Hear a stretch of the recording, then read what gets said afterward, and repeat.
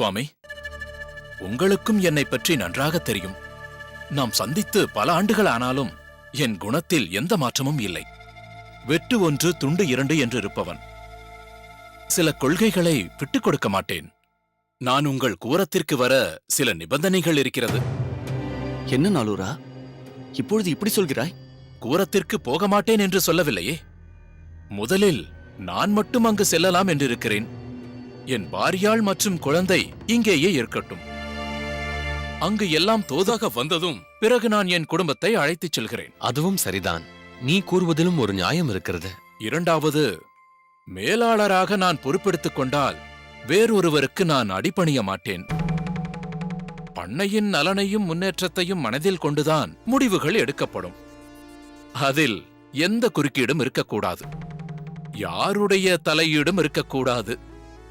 ஊதியத்தை பெரிதாக கருதுபவன் நான் அல்ல என்பது உங்களுக்கே நன்றாக தெரியும். செய்யும் தொழிலே தெய்வம் என்று எண்ணுபவன் நான். இதுவும் நியாயமாகத்தான் படுகிறது. நியாயத்திற்கு புறம்பாக நான் பேசுவதும் கிடையாது, செயல்படுவதும் கிடையாது. அந்த பண்ணையோ மிகவும் பெரிய பண்ணை. பலர் பல நிலைகளில் அங்கிருக்கலாம். ஆனால் அவர்கள் எல்லோருமே எனக்கு கட்டுப்பட்டு செயலாற்ற வேண்டும். இவைகளுக்கு உடன்பட்டால் நான் அங்கு செல்கிறேன். இதெல்லாம் நான் எதிர்பார்த்ததுதான். உன் விருப்பப்படியே செயலாற்றலாம். என்ன சோமயாஜி சுவாமிகளே, இதில் உங்கள் கருத்து என்ன? கேட்பதற்கு சற்று கடினமாக இருந்தாலும் நியாயங்கள் பொதிந்துள்ளன. அதனால் இந்த ஷரத்துகளை மறுக்க இயலவில்லை. ஆனால் நாளூரான், ஒன்று மட்டும் தெளிவாக சொல்லிவிடுகிறேன். நீ கேள்விப்பட்டிருக்கலாம், இருந்தாலும் சொல்கிறேன். கோரேசனும் சரி, அவன் தந்தையும் சரி, மிகவும் தங்கமானவர்கள். அதேபோல் அங்கு பணிபுரிபவர்களும் தங்கள் எஜமானர் மீது ஏகத்திற்கு மதிப்பும் மரியாதையும் கொண்டவர்கள். அதற்கு எந்த குந்தகமும் ஏற்படாமல் பார்த்துக்கொள். இது ஒன்றுதான் அடியேன் சொல்ல விரும்பியது. என் செயல்பாட்டை இதுவரை யாரும் குறை சொன்னது கிடையாது. புரிகிறது. அதேபோல் நானும் தெரிவிக்கிறேன். நீ அங்கு சென்ற ஒரு சில தினங்களிலேயே உன் குடும்பத்தை அங்கு வரவழைத்துக் கொள்வாய். அந்த அளவிற்கு அந்த பண்ணை உனக்கு பிடித்து போகும். அதில் எனக்கு எள்ளளவும் சந்தேகமில்லை. அப்பொழுது இன்றே நீ கூரத்திற்கு புறப்படுகிறாயா? இல்லை சுவாமி, உங்கள் அவசரம் எனக்கு புரிகிறது. ஆனால் ஊர் விட்டு ஊர் செல்வதால் நல்ல நாள் பார்த்து செல்வதுதான் உச்சிதம். என்ன, நான் சொன்னது புரிந்ததா? நன்றாக புரிந்தது.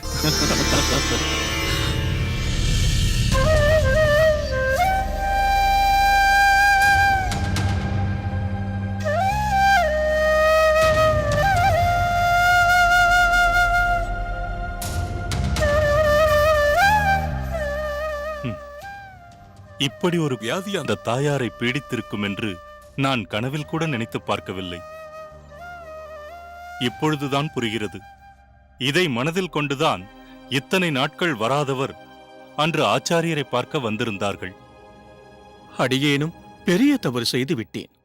அன்று கோயிலில் வந்த அவர்களை பார்த்தபோதே முகத்தில் தெரிந்த தேஜஸை வைத்தே இவர்கள் ஆச்சாரியருடன் சம்பந்தப்பட்டவர் என்பதை தெரிந்து கொண்டிருக்க வேண்டும். அது மட்டுமல்ல, அவர்கள் கோயிலில் தங்கிய போது அணியரங்கர் அவர்களை அங்கிருந்து கிளம்பச் சொல்ல அடியேன் அவர்களை எப்படியாவது பெரிய நம்பி சுவாமிகள் அகத்திற்கு அழைத்துச் சென்றிருக்க வேண்டும். பெரிய தவறு நிகழ்ந்து விட்டது. இல்லை, தவறு முழுவதும் என்னுடையதுதான். இத்தனை காலம் அம்மா எங்களை வந்து பார்க்கவில்லை, அப்பாவை வந்து பார்க்கவில்லை. நாங்களும் இங்கு வந்துவிட்டோம் என்று எங்கள் மீது கோபம். சரி, இருந்துவிட்டு போகட்டும். வயதானவர்கள் அப்படிதான் இருப்பார்கள். ஆனால் நான் அவர்களை சென்று பார்த்திருக்க வேண்டும் அல்லவா? ஓரிரு முறை சென்றேன். என்னை பார்க்க முடியாது என்று ஒரு கோபத்தில் சொன்னார். அதனால் நல்லது என்று அப்படியே விட்டு விடுவதா? இந்த நிலைக்கு நான் தான் பொறுப்பேற்றுக் கொள்ள வேண்டும். எப்படி ஆச்சாரியாருக்கு சேவை செய்ய வேண்டும் என்ற எண்ணம் என் மனதில் உள்ளதோ அதேபோல் தாயாருக்கும் சேவை செய்ய வேண்டும் என்ற மனப்போக்கு எனக்கு இருந்திருக்க வேண்டும். பிள்ளைக்கரசுவும் சொட்டை நம்பியும் அவர்கள் கூடவே இருந்ததால் நான் சற்று அலட்சியமாக இருந்து விட்டேன். அதுதான் நான் செய்த மிகப்பெரிய தவறு. அதன் விளைவு இப்படி இருக்கும் என்று நான் சற்றும் எதிர்பார்க்கவில்லை. அம்மாவிற்கு இப்படி ஒரு கொடிய நோய் இருக்கிறது என்று தெரிந்ததிலிருந்து நான் இடிந்து விட்டேன். மனம் கனக்கிறது. அது ஏன் அப்படி? நல்லவர்களுக்குத்தான் பெரிய தண்டனையை அந்த பகவான் கொடுக்கிறான். அண்ணா, மன்னி, உங்களை நீங்கள் குறை கூறிக்கொள்வது தேவையற்றது. நம்மீது அவருக்கு கோபம் இருந்தது என்பதெல்லாம் சரிதான். ஆனால் இன்றோ அந்த கோபதாபமெல்லாம் தீர்ந்து அம்மா இங்கு வந்துள்ளார். என்னுடன் தங்கியிருந்தும் கூட அவர் என்னிடம் உண்மையை தெரிவிக்கவில்லை. மருத்துவர் மூலம்தான் அம்மாவிற்கு ஏற்பட்டுள்ள இந்த இரத்தப்புற்று தோஷம் பற்றி தெரிய வந்தது. இதிலிருந்து நான் புரிந்து கொண்டது என்னவென்றால், நமக்கு இந்த உண்மை தெரிவதை அம்மா விரும்பவில்லை. அதற்கு காரணம், எங்கு நமக்கு உண்மை தெரிந்துவிட்டால் நாம் வேதனைப்படுவோமோ என்கிற நல்ல எண்ணம்தான். இதைத்தான் மருத்துவரும் வலியுறுத்தினார். மேலும் நமக்கு தெரியும் என்று அவர் முன் தெரிவிக்க வேண்டாம் என்று வேண்டுகோள் விடுத்துள்ளார். எது எப்படியோ தெய்வக்கரசு, நான் இப்பொழுதே அம்மாவை பார்க்க வேண்டும். என் குற்ற உணர்ச்சி என்னை வாட்டுகிறது. ஆமாம், எனக்கு உடம்பு பரபரக்கிறது, மனம் படபடக்கிறது. உடனே சென்று பார்ப்பதுதான் சரி என்று நினைக்கிறேன். இல்லை, இதில் சற்று நிதானம் தேவை. உங்களுக்கு இருக்கும் வேதனையிலும் படபடப்பிலும் அவரிடம் சென்று உங்களுக்கும் தெரியும் என்பதை உங்களை அறியாமல் வெளிப்படுத்தினால் அது அவருடைய நிலையை மேலும் மோசமாக்கிவிடும். தெய்வக்கரசு சொன்னதை வைத்து பார்க்கும்போது மருந்தால் குணப்படுத்தக்கூடிய நோய் அல்ல அது என்பது தெளிவாக புரிகிறது. தற்சமயம் நீங்கள் செய்யக்கூடியது, நீங்கள் சென்று அவர்களை சாதாரணமாக பார்ப்பதைப் போல் பார்த்துவிட்டு வாருங்கள். நல்லதையே நினைப்போம். அவர்கள் இருக்கும் காலம் வரை அவர்களை எந்த அளவிற்கு சந்தோஷமாக வைத்துக் கொள்ள முடியுமோ அந்த அளவிற்கு சந்தோஷமாக வைத்துக் கொள்ள முயற்சிப்போம். மரணம் என்பது என்றாவது ஒரு நாள் எல்லோரும் சந்திக்க வேண்டிய ஒன்றுதான். அந்த காலம் நெருங்கிக் கொண்டிருக்கிறது என்று தெரிந்தால், ஆன்மீகமாக பார்த்தால் நம் மனதை ஆன்மீகத்தில் செலுத்த அது வசதியாக இருக்கும். அதெல்லாம் சரி, அம்மாவின் இந்த நிலையை ஆச்சாரியருக்கு தெரிவிக்க வேண்டாமா? அவரிடம் இதை எப்படி தெரிவிப்பது?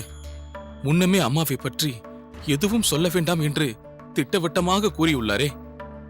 அதற்காக அவருடைய இறுதி காலத்தை நெருங்கிக் கொண்டிருக்கிறார் என்பதை எப்படி தெரிவிக்காமல் இருப்பது? அப்பொழுதும் அவர்தானே அம்மா எங்கிருக்க வேண்டும் என்று உபாயம் கொடுத்தார். அதேபோல் அந்திம காலத்தில் எப்படி செயல்பட வேண்டும் என்று ஏதாவது சொன்னாலும் சொல்வார். அதனால் ஆச்சாரியரிடம் இந்த விஷயத்தை தெரிவிப்பதுதான் நல்லது. அதுதான் நம் கடமை என்றும் நினைக்கிறேன். அம்புஜம் சொல்வதும் சரிதான் என்று படுகிறது. அவரது பூர்வாசிரம மனைவி என்ற விதத்தில் அல்லாமல் உங்களுடைய தாயாருக்கு இப்படி ஒரு நிலை என்பதை தெரிவித்து விடுங்கள். மொத்தத்தில் இப்பொழுது அம்மாவிடம் எதையும் வெளிப்படுத்தாமல் அவரை சென்று சந்தித்து வருகிறோம். அதேபோல் ஆச்சாரியரிடமும் அம்மாவின் நிலையையும் தெரியப்படுத்துகிறோம். ஆம், அதுதான் இப்பொழுது நாம் செய்யக்கூடியது.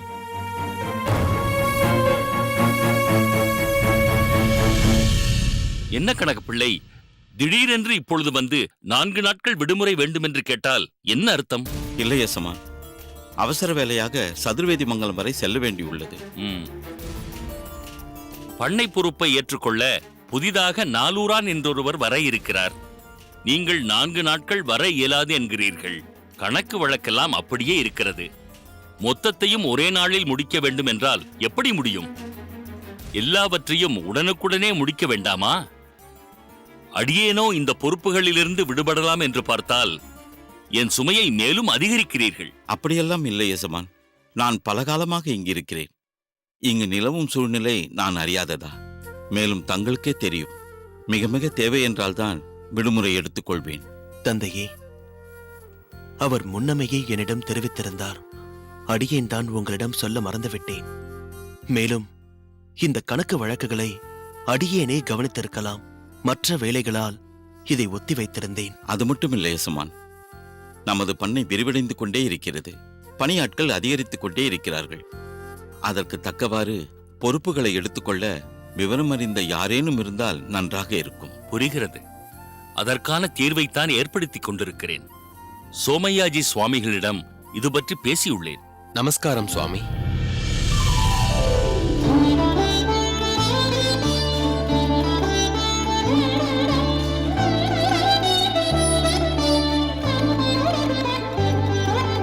வாருங்கள் சுவாமி. இப்பொழுதுதான் உங்களைப் பற்றி பேசிக் கொண்டிருந்தோம். அதுதான் வந்துவிட்டேன். இவர்தான் அடியேன் சொல்லியிருந்த நாலூரான். நமஸ்காரம். நமஸ்காரம். இவன் என் மகன் கூரேசன். நமஸ்காரம். அவர் கணக்கு பிள்ளை. வணக்கம். நமஸ்காரம். உங்களுக்கென்றே அரும்பாடுபட்டு இவரை தேடிக் கண்டுபிடித்து அழைத்து வந்திருக்கிறேன். செய்யும் தொழிலே தெய்வம், கருமமே கண்ணாயினார் என்று இருப்பவர். தேவையில்லாத பேச்சுவார்த்தை கிடையாது. ஆனால் இவருடைய பெயர் சற்று வினோதமாக உள்ளது. அது என்ன பெயர்? நாலூரான். அது என் இயற்பெயர் இல்லை சுவாமி. நான் 4 ஊர்களைக் கொண்ட சதுர்வேதி மங்கலத்தைச் சேர்ந்தவன். அதுதான் என் பூர்வீகம். அந்த 4 ஊர்களிலும் எந்த பிரச்சனை ஏற்பட்டாலும் என் தகப்பனாரைத்தான் மத்தியஸ்தத்திற்கு கூப்பிடுவார்கள். அதை அவர் தீர்த்து வைப்பார். பெரியவர் பெரியவர் என்று அவர் அந்த ஊரில் மிகவும் பிரசித்தி பெற்றவர். அது அடுத்த தலைமுறையான என்னிடம் ஒப்படைக்கப்பட்டது. அவரை பெரியவர் பெரியவர் என்று அழைத்தவர்கள் இப்பொழுது என்னை பெரியவர் என்று கூப்பிடுகிறார்கள். காலப்போக்கில் நாலூரான் என்ற பட்டப்பெயரே இயற்பெயராக மாறிவிட்டது. அது எனக்கும் பிடித்துவிட்டது. ஆனால் நான் தற்போது எந்த பொறுப்பிலும் இல்லை.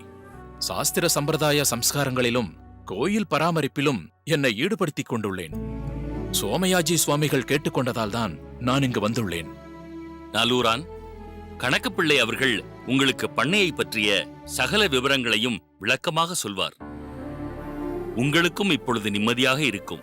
நீங்கள் புறப்படலாம். சரிங்க சும்மா. நமஸ்காரம் சுவாமி. நமஸ்காரம். வா ஆண்டாள், அடியேனே உன்னை கூப்பிடலாம் என்றிருந்தேன். நீயே வந்துவிட்டாய். இவர் நாலூரான் நம் பண்ணையை பராமரிக்கும் மொத்த பொறுப்பையும் ஏற்றுக்கொள்ள வந்திருக்கிறார். நமஸ்காரம். நமஸ்காரம்.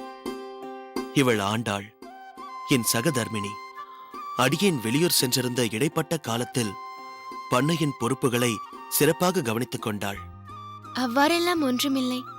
ஏதோ எனக்கு தோன்றியதை சரி என்று பட்டதை செய்தேன். அப்படித்தான் இருக்க வேண்டும். தஞ்சாவை அழைத்து வரவில்லையா? அவளும் வந்திருந்தால் நன்றாக இருந்திருக்கும். திடீரென தீர்மானித்து புறப்பட்டு விட்டோம். அடுத்த முறை வரும் பொழுது அவசியம் அழைத்து வருகிறேன். நாலூரானை பற்றி சொல்ல வேண்டுமென்றால் அதற்கு அவசியமே இல்லை. எப்பொழுது நீங்கள் அழைத்து வந்திருக்கிறீர்களோ நன்றாக அலசி ஆராய்ந்து எல்லா விதத்திலும் இவர் பொருத்தமானவராகத்தான் இருப்பார். சகல தகுதியும் இவருக்கு இருக்கும் என்று தெரியும். சரியாக சொன்னாய். நாமே சென்று பல இடங்களில் அலைந்து தேடுவதை விட எல்லாவற்றையும் தெரிந்து வைத்திருப்பவரிடம் பொறுப்பை ஒப்படைத்தால் அவர் அதை செவ்வனே முடித்து விடுவார். அப்படிப்பட்டவர்தான் சோமயாஜி சுவாமிகள். சரி, இன்றிலிருந்தே உங்கள் பணியை மேற்கொள்ளலாம் என்று நினைக்கிறேன். இல்லை சுவாமி, இன்று உங்கள் எல்லோரையும் சந்தித்துச் செல்லலாம் என்றுதான் வந்துள்ளேன். நல்ல நாள் பார்த்து கூடிய விரைவில் வந்து பொறுப்புகளை ஏற்றுக்கொள்கிறேன். அப்பொழுது நாங்கள் உத்தரவு வாங்கிக் கொள்கிறோம். அது எப்படி? அதற்குள் புறப்பட முடியும்? வெகு தூரத்தில் இருந்து வந்திருக்கிறீர்கள். விருந்து வைக்கிறேன். அதை முடித்துக் கொண்டுதான் கிளம்ப வேண்டும். சரி, உன் ஆசையை ஏன் கெடுப்பானேன்? மேலும் பட்டுவின் தளிகையை உட்கொண்டு உட்கொண்டு நாக்கே ருசி இழந்து விட்டது. உன் தளிகையை இன்று ருசி பார்த்து விடுகிறேன். விடுகிறேன் இல்லை, விடுகிறோம் என்று சொல்லுங்கள். என்ன, நான் சொன்னது சரிதானே?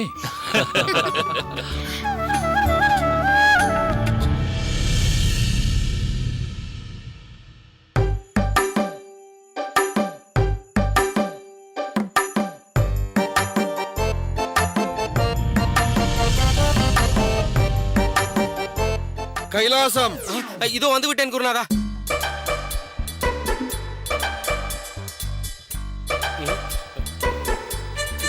என்ன, எதை தேடுகிறாய்? விசிறியைத்தான் குருதேவா. இப்போதைக்கு விசிறி வீச வேண்டிய அவசியமில்லை. என்ன, வஸ்திரங்கள் எல்லாவற்றையும் உலர்த்தியாகிவிட்டதா? ஆயிற்று குருதேவா. குருதேவா, என்னடா? ஒன்றுமில்லை, ஒரு தலையாய விண்ணப்பம். என்னவென்று சொல். குருதேவா, தங்களுக்கு கவரி வீசும் பணியையும் தங்களது வஸ்திரங்களை துவைத்து உலர்த்தும் பணியையும் அடியேன்தான் செய்து வருகிறேன். அதை வேறு யாரிடமும் தந்து விடாதீர்கள் குருதேவா. என்னால் அதை தாங்க முடியாது. இந்த கோரிக்கையை ஏனடா திடீரென்று என் முன் வைக்கிறாய்? என்ன செய்வது குருதேவா? இந்த பாவிக்கு கதி தாங்கள் தானே. தங்கள் ஈர வஸ்திரங்களை தொட்டு உலர்த்தும் போது தங்கள் திருப்பாதங்களையே தொட்டு ஸ்பரிசிப்பது போல் உணர்கிறேன். எங்கே அதற்கும் ராமானுஜனால் பங்கம் வந்து விடுமோ என்ற அச்சத்தில் தான் அவசரமாக இந்த கோரிக்கையை முன்வைத்தேன். இப்போது எதற்கு ராமானுஜனை இழுக்கிறாய்? இந்த பணி உன்னைச் சேர்ந்ததுதான். தேவையில்லாமல் நீ அச்சப்பட தேவையில்லை. ராமானுஜனுக்கு என்று ஒரு சில பணிகளை கொடுத்துள்ளேன். அதன்படி அவன் என் இருப்பிடத்தையும் என் இருக்கையையும் படுத்துறங்கும் படுக்கையையும் சீர் செய்யும் பணியையும் மேற்கொள்கிறான். என் தேக நலனில் அக்கறை எடுத்துக் கொள்கிறான். தங்களின் ஓலைகளை சீர்படுத்தி அதில் பல குறிப்புகளை தங்களுக்காக தேர்ந்தெடுக்கின்றான். அதில் இப்போது சற்று திருத்தம் இருக்கிறது. திருத்தமா? ஆம். என் சித்தாந்த விளக்கங்களுக்கு தகுந்த குறிப்புகளை சேகரிக்கப் போகும் பணியை செய்யப் போகிறவன் ராமானுஜன் இல்லை, கோவிந்தன்.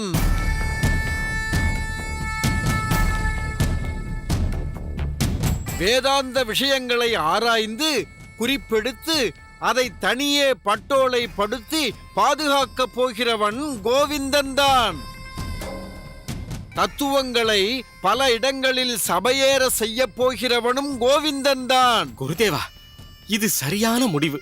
பொருத்தமான தெளிவான தீர்மானம். என்ன பலபடியாக பாராட்டுகிறாய்? பிறகு நல்ல தீர்மானத்தை பாராட்டாமல் எப்படி இருப்பது குருதேவா? ராமானுஜன் செய்து வந்த காரியத்தை கோவிந்தன் மிக நேர்த்தியாக செய்வான் குருதேவா. அப்படியா? ஆம் குருதேவா, நான் பலமுறை கவனித்திருக்கிறேன். தாங்கள் பாடம் எடுத்து முடித்து சென்றவுடன் மாணவர்கள் பல சந்தேகங்களை எழுப்புவார்கள். அப்போது ராமானுஜன் பல விளக்கங்களை எடுத்து கூறுவான். ஆனால் அது அவன் சுய கருத்துக்களை சொல்வது போல் எனக்கு தோன்றும். தங்கள் எண்ணங்களை பிரதிபலிப்பதாக இருக்காது குருதேவா. அப்படி என்றால் ஏதாவது ஒரு சில நிகழ்வுகளை சொல். என்ன கேள்விக்கு என்ன பதிலை சொன்னான் ராமானுஜன்? வேதாந்த விஷயங்களில் உள்ள பரிமாற்றங்களை பற்றி இந்த அடியேனுக்கு தெளிவாக சொல்ல ஞானம் ஏது? ராமானுஜன் ஒரு தவறான கருத்தை பதிலாக திணிக்கிறான் என்பதை என்னால் உறுதியாக சொல்ல முடியும் குருதேவா.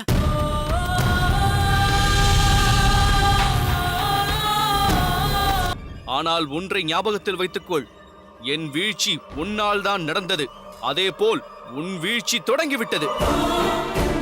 அம்மா, ஒரு நிமிஷம். என்னம்மா? எல்லாத்தையும் தாங்கின்னு நான் உயிரோட இருக்கேன்னா அது அம்பிகாவுக்காக தாம்மா.